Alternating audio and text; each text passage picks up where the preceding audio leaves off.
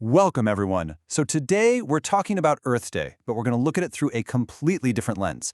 This is about moving beyond the idea of local park cleanups and really framing April 22nd for what it's become, a critical, strategic issue for leaders, where taking care of the planet and business success now go hand in hand. To get a sense of the scale here, let's start with just one absolutely staggering number. Over 1 billion people. That's billion with a B. That's the estimated number of people who get involved with Earth Day activities every single year. So, this is not some small niche event. It's one of the largest secular observances in the entire world. And that number?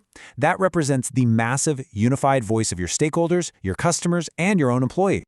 So, here's our roadmap for this explainer. We'll kick things off with the sheer scale of this thing. Then we'll touch on its history. After that, we're going to pivot to the very real environmental risks we're all facing. And most importantly, we'll look at how to reframe the response as a strategic investment. We'll wrap it all up by thinking about the kind of legacy that's at stake for leaders today. All right, first up, let's really wrap our heads around the scale of what we're talking about. This is, without a doubt, a planet-wide phenomenon. The official name, International Mother Earth Day, is actually really important. Listen to that phrasing, a living system that supports all life. For any leader, that language should sound pretty familiar, right? It's the language of systems thinking. It means our whole global economy operates inside this living system. And so disruptions to it, like, say, climate instability or running out of resources, they aren't just isolated problems. They are systemic risks to the entire structure we depend on. Now, to really get why this day is so powerful, we have to go back to its origins, right to the beginning of the modern environmental movement. It all kicked off in 1970 in the United States.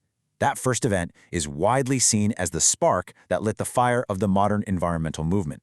Then, you fast forward to 2009, that's when the United Nations gave it official recognition, taking it from a grassroots thing to a globally acknowledged day.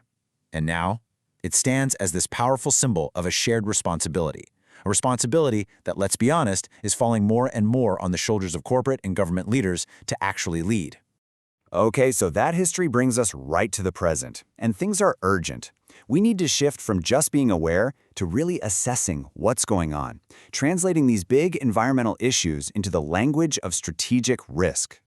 So let's do a little thought experiment. If our planet were a company, what would its vital signs, its key performance indicators, be telling the board right now? Well, the data is not just clear, it's screaming at us. The top-line challenges are huge and systemic. We've got accelerating climate change, a catastrophic loss of biodiversity, pollution that's pretty much everywhere, and forest vanishing at a terrifying pace.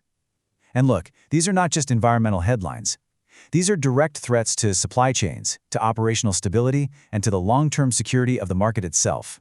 And these huge risks have very real, very costly consequences.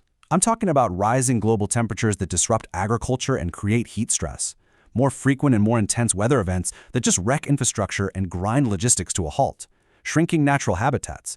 That's a signal that we're losing the very resources our economies were built on, from clean water to raw materials. So, given this landscape of risk, the conversation has to change. It's not enough to just be aware anymore. The real imperative now is to act. And to see that action not as a cost, but as a crucial strategic investment in all of our futures. This slide really captures the huge shift that's needed. The traditional view, focusing on small individual things like reducing waste, is good, it's important, but it is absolutely not enough to meet the scale of the challenge we face. The leadership imperative is a call for systemic action. We're talking about mobilizing serious capital, technology, and policy to restore whole ecosystems and to hit the accelerator on the transition to clean energy and circular economies. So, what does that actually look like? Well, here's a clear three-step framework for leaders. First, you have to formally acknowledge these issues are systemic risks. That means moving them out of the CSR department and into the C-suite and the board's risk committee. Second, invest strategically. Find solutions that build resilience and create new value. And third, you have to lead the transition, actively shaping markets and policy to build a truly restorative economy. And all of this brings us to the final and maybe the most important piece of the puzzle, because beyond the quarterly earnings reports and market share, the ultimate measure of true leadership is the legacy you leave behind. This brings us to a really powerful proverb that just perfectly captures what stewardship is all about.